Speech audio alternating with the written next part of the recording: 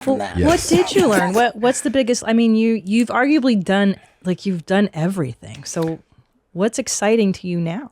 Well, I mean, those are two very distinctly different questions. Yes. Like what have I learned? And I think that like every chapter is kind of addresses a different thing. The first chapter, for example, is don't be afraid of dying, be afraid of getting old. Yeah.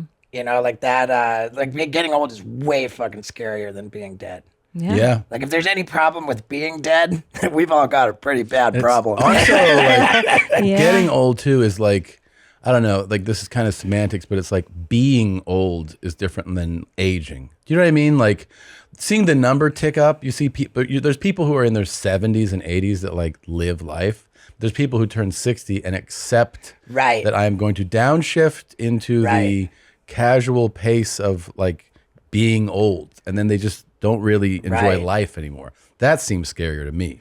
For sure. And it gets a lot scarier than that. Like for me particularly, because I'm such an attention whore, like to be like the center of attention is just so like important to me. And we live in a society where old age is kind of a party foul. You know, like elderly people serve as a reminder of your mortality. Sure. And people want their blinders on. They don't want to think about their mortality. No. So we've got this system by which we just shoo old people away into nursing homes so that we don't have to look at them. And I think, wow, like for me to be elderly and an attention whore, God, is that fucking scary. To need to want everyone to look at you, but nobody wants to look at you. Yeah, you're like an aging hot chick. Like, for sure. They're hot their whole lives. And then, like, how do you deal with that? You know? But what a scary example. What a scary example. So I talk about that a little bit. Like there's a lot of that. And now there's been a recent development.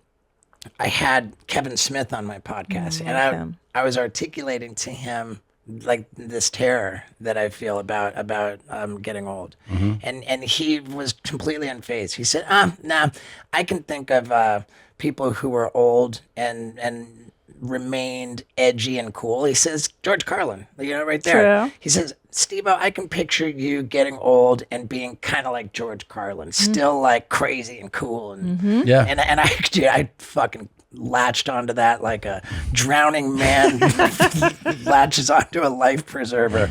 Yeah.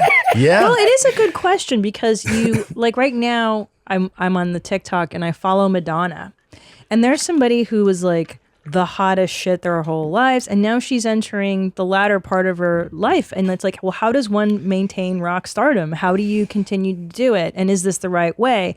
You have to find your way. Like, what's gonna work for you? And it's tough. Yeah, it's tough.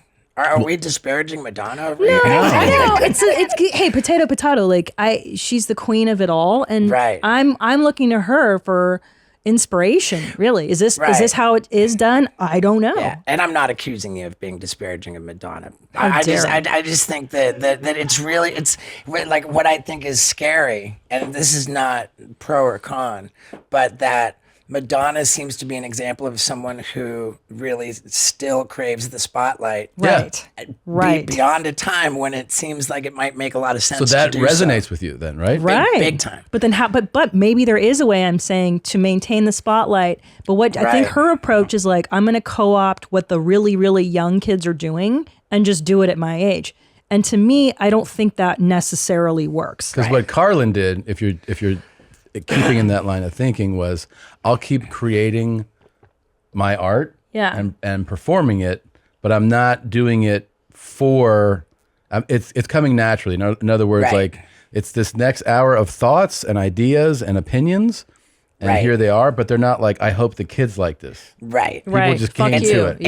Because his last special, his opening joke, wasn't it, fuck Lance Armstrong? Well, I don't know if that was Was that the last special? No, that was before that one. The second to last one, literally, fuck Lance Armstrong. And fuck Tiger Woods too. Yeah. Don't tell me who my heroes are. Fuck you.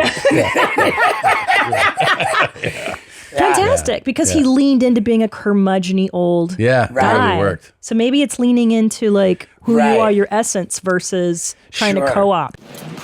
Ooh, mommy, did you enjoy that highlight? Why don't you have more fun? Click around. Click here, or here, or here, or here, or here. Look, Try it out. Have more fun. Why don't you subscribe? That way, every time a video drops, you can be notified. You're not going to miss a moment of denim, okay? Try it out. Be her.